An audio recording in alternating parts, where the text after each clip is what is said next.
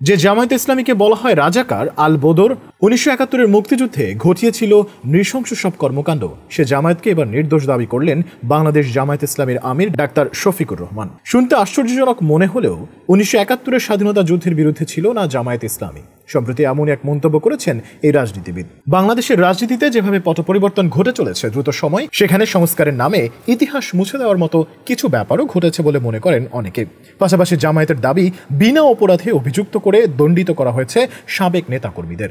অন্যদিকে অন্তর্বর্তীকালীন সরকারের প্রতিও নিজেদের দাবির পক্ষে আহ্বান জানিয়েছেন ইসলামী আন্দোলনের সম্পৃক্ত দলটির নেতাকর্মীরা। কিন্তু কেন হঠাৎ করে নিজেদের স্বাধীনতার পক্ষের বলে মন্তব্য করলেন আমিরে জামায়াত? বর্তমান রাজনীতি, অন্তর্বর্তীকালীন সরকার এবং সামগ্রিক পরিস্থিতির বিষয়ে কি বলছেন দলটির বিভিন্ন নেতাকর্মীরা?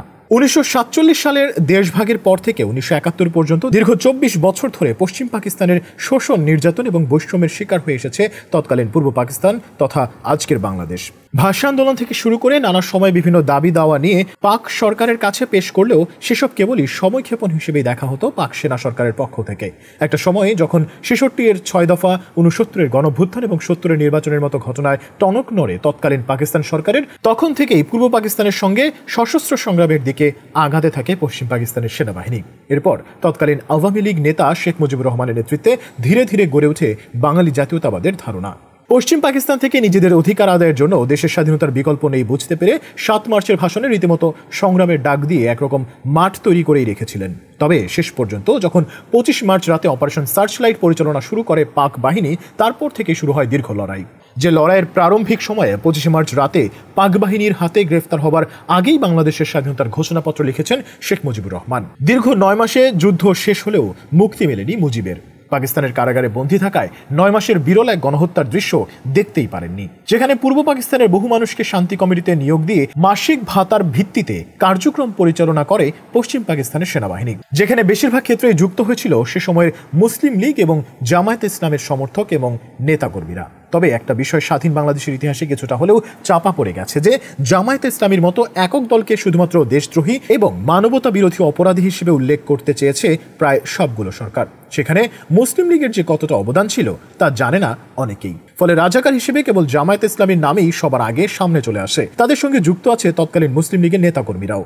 তবে বাংলাদেশ স্বাধীনতা যুদ্ধের প্রেক্ষাপটে সবসময় নিজেদের রাজনৈতিক অবস্থান পরিষ্কার করে এসেছে জামায়াত ইসলামী, যেখানে তাদের নেতারা সবসময় বলে আসছেন পাকিস্তান ভাঙার বিপরীতে ছিলেন তারা, অর্থাৎ পশ্চিম পাকিস্তান এবং পূর্ব পাকিস্তানকে একসঙ্গে রাখার পক্ষেই ছিলেন তারা। এমনকি সে বিষয়ে নিজেদের অবস্থান আবারও পরিষ্কার করেছেন জামায়াত ইসলামীর আমির ডাক্তার শফিকুর রহমান। তবে গেল কয়েকদিন আগেই আবার করেছেন ভিন্ন এক মন্তব্য।